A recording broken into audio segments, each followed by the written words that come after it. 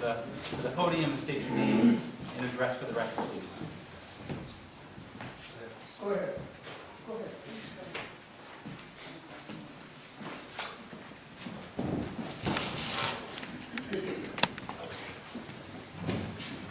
Mr. Chairman, do I have 5 minutes to make some points here? Is this working? Well, Mr. Alton, we have approximately 15 minutes budgeted for this whole section, so if I can get a show of hands of other folks who would like to speak this evening, so we can gauge. Oh, we do have Okay. quite a few. All right, I'll try to keep it to a few minutes. I'll keep my watch in front of me. Mr. Chairman, I would like to thank you and Kim Alves for doing such an incredible job over the last 2 years. I have been watching the town council very closely over the last 10 years, and I would say that this council has accomplished more in putting this town forward than any council that I've ever seen. There have been other good councils, but this is one of the top ones. Thanks to Mr. Flaherty's wonderful leadership and Mr. Zwolinski's assistance and support. And I would only hope that you folks will be there for the next council, wherever they are. But I just want to mention, to put some things in perspective, that the sovereignty rests with the people. It doesn't rest necessarily with the council or any body. It rests with the people. The council has to obviously meet the demands of the people, but it must also be in compliance with the law and with the spirit of the law of the wonderful blueprint we have in the United States Constitution and the Declaration of Independence. And going forward, I would hope that this will be something we keep mindful of. And even the council itself is not free to do whatever it wants. The council must act only within compliance of the federal and state law, with the U.S. Constitution always being the guiding supreme law of the land and the supremacy clause of the United States Constitution. And this sometimes is forgotten. Now, I do want to mention one thing that we have learned from our horrible experience with some of these.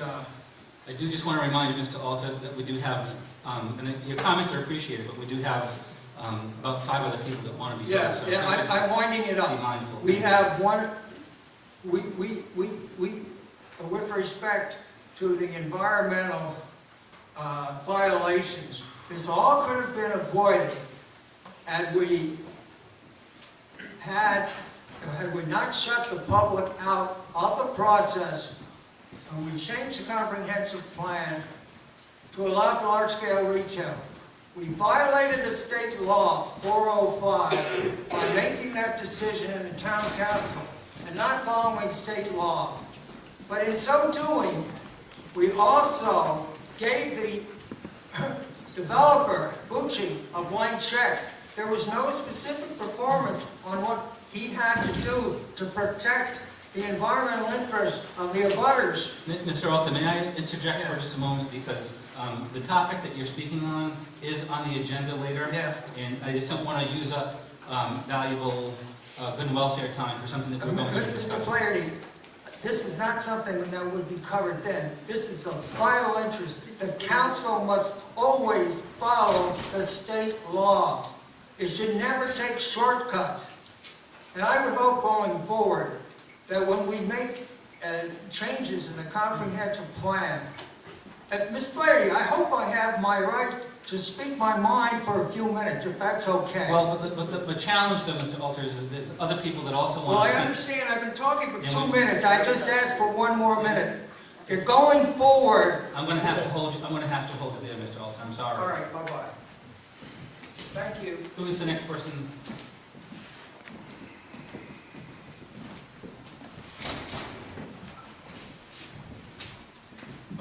David Lowe, North, 80 Highview Avenue, North Smithfield.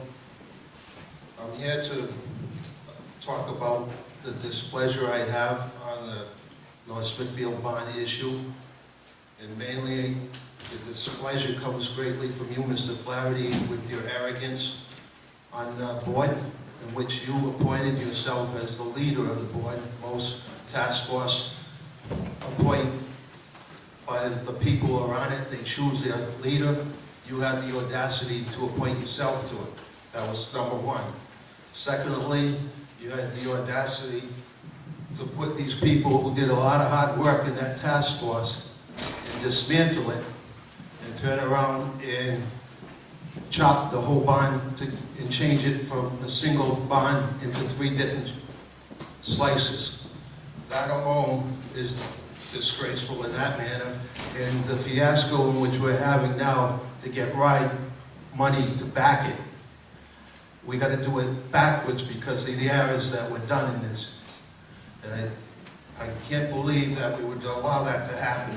And you want me to hand over $12 million in a bond for you to handle after this? I don't think so. Thank you. Thank you.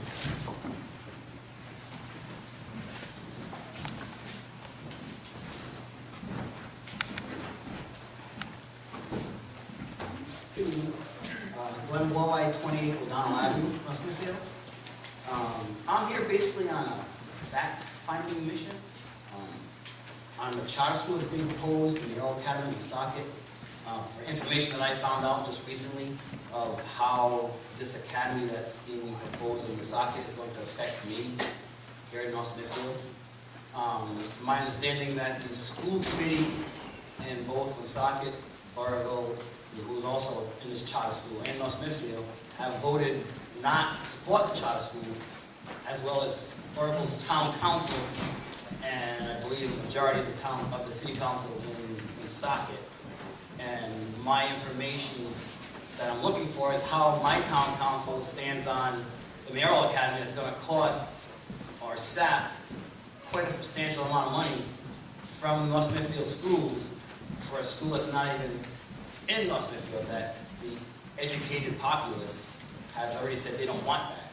So I was just curious what the standing of the council is on a charter school that, if it goes through, by the time it's up and running, is going to suck over $1.6 million out of the North Smithfield education budget.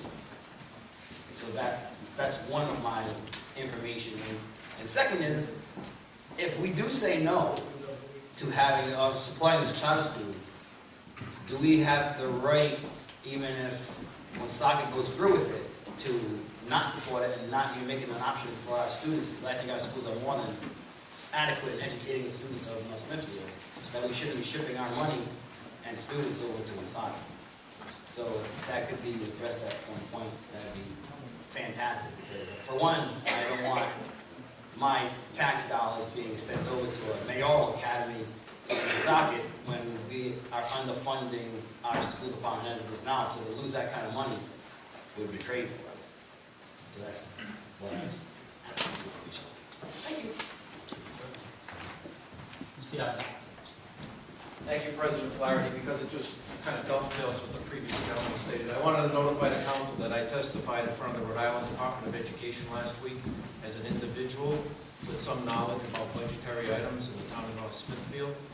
I have information from the Budget Commission of Woonsocket that was shared with me prior. I testified, again, I made it point blank clear that we, as a council, have not taken up the discussion, but I was there testifying as my own individual person. Just so that the future council knows, maybe Councilor Swalinski can carry this forward since Councilor Alves isn't here. The financial impact, if we were to provide the 25%, which is what the Rise Academy Charter School is anticipating North Smithfield students, the financial impact is roughly $1,066,000, and that is a calculated number that comes from Woonsocket. Very hard to find financial information on these charter schools, but this is a number that came after Woonsocket's analysis. They passed along that analysis to me, and if North Smithfield has 25% participation, and that's a big if, because it could be higher, it could be lower, The 25% number is $1,066,000. And I have documentation for the next council if they want to carry that over. Thank you. Mrs. O'Hara.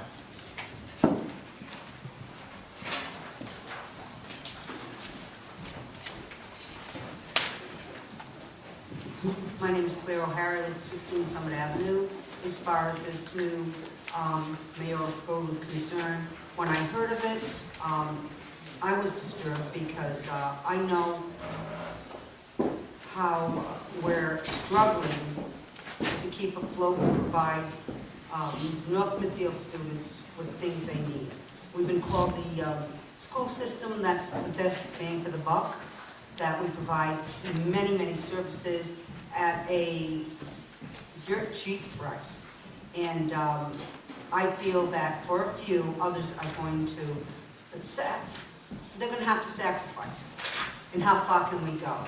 And most of the people that I spoke to were not in favor in this town, whether it be in the markets, you know, we talk about this, we talk about that, and it comes down to the school system and how far can we go. And when I mentioned over $1 million, let me tell you, their faces were no longer white, but beet red. So we have to think of the welfare of all, not just a few. And before I leave, I just want to thank Good and Welfare. But I want to remind people, and you can remind me at any time, that Good and Welfare is not the time to come up here and to expand for hours and hours on theology. It's generally something we want to be addressed by the committee, and it should be held to a nominal time. Thank you. Thank you, Mrs. Clifford. Mike Clifford, 489 Black Plain Road. I just want to address the school bond issue. I'm a little perplexed by some of the statements that have been made, and I'm very confused by the positions taken by some of the candidates and some elected officials in town opposing who seem to be voicing strong opposition to the bond.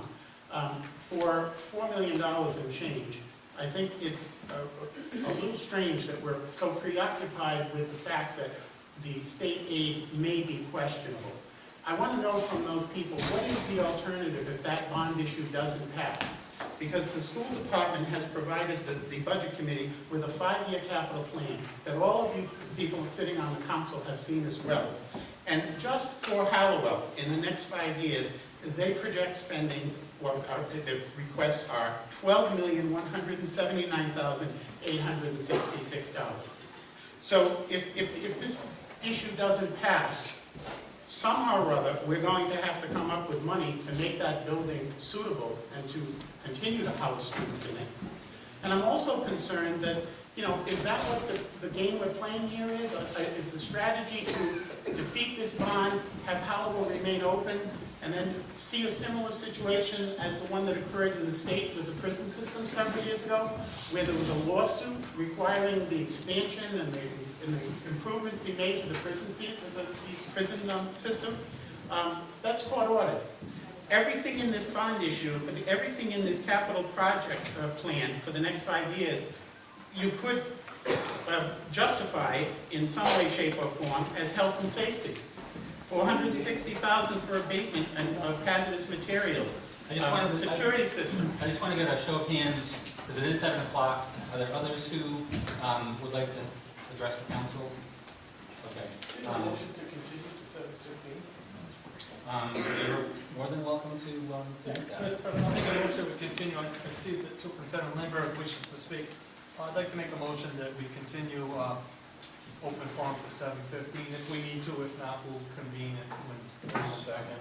Motion by Councilor Zawinski, second by Councilor Yazbat. Discussion.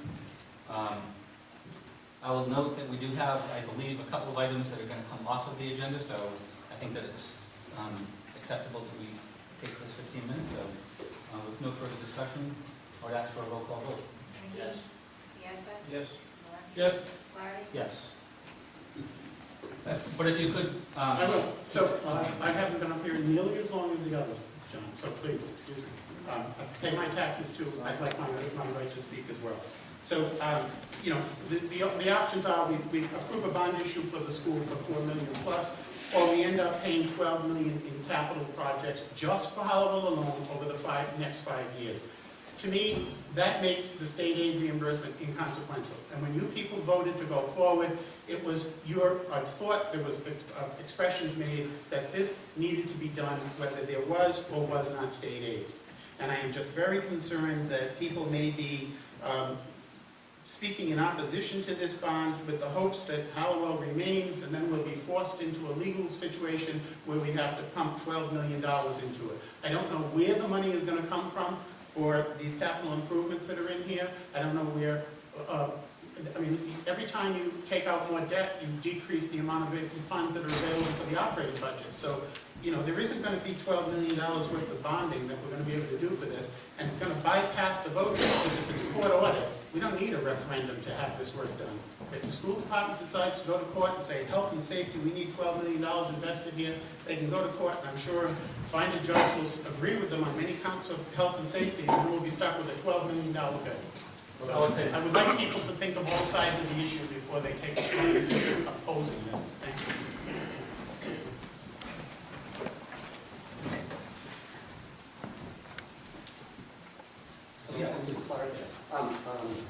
Thank you for allowing me. I'll be brief. I'm not a taxpaying town, but I do pay taxes, just in case someone who works for the IRS is around. Just to put it in perspective, Mr. Flaherty, real quickly, those requested improvements have been actually submitted for a period of 8 years, and they've been carried out year after year after year, as well as the science labs. Science labs have been in the book for a long time. So that submission was a pretty extensive existing condition report. So I know the school department didn't say we were going to sue anybody if they weren't got done, but we are concerned that some repairs at some point will need to be done, but we've been carrying on as best as we can. So we didn't say that they have to be done in a certain amount of years. We put it in the plan. We understand funding is limited. So I just wanted to put it in perspective. That's Thank you very much. Thank you. And I'll just say, just a quick response to that is that I think the broader concern beyond even the spending $12 million plus to repair Hallowell and bring it to a state of repair doesn't address the security issue. And to me, that's far more important than the dollar amount. So that's why I hope that this passes. Mrs. Bonus.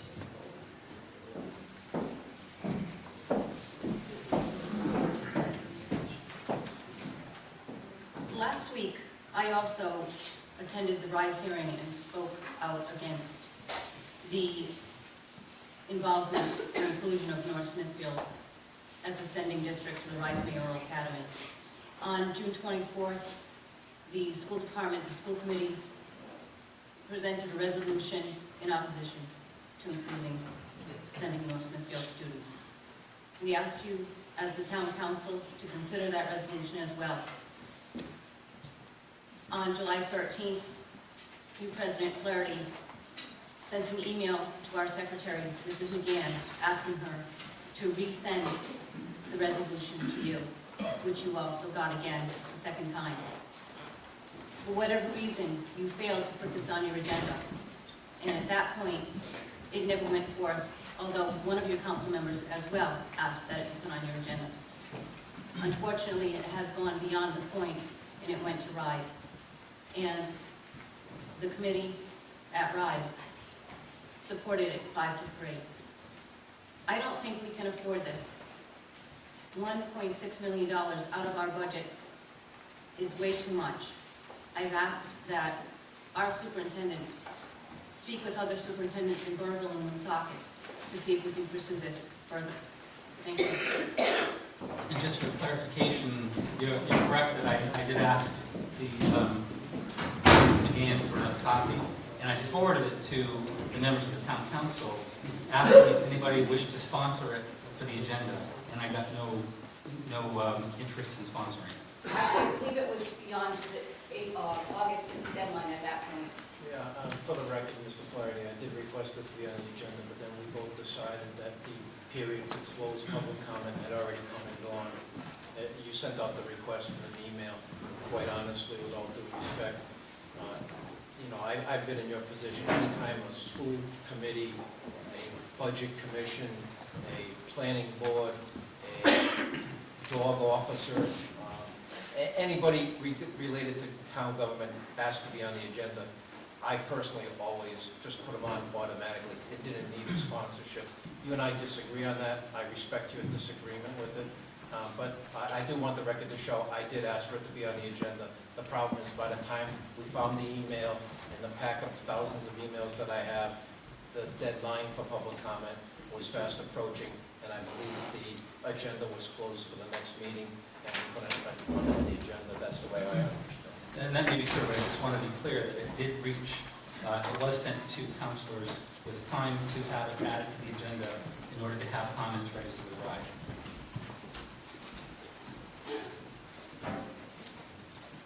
Does anybody else wish to address the council? Mr. Dangle?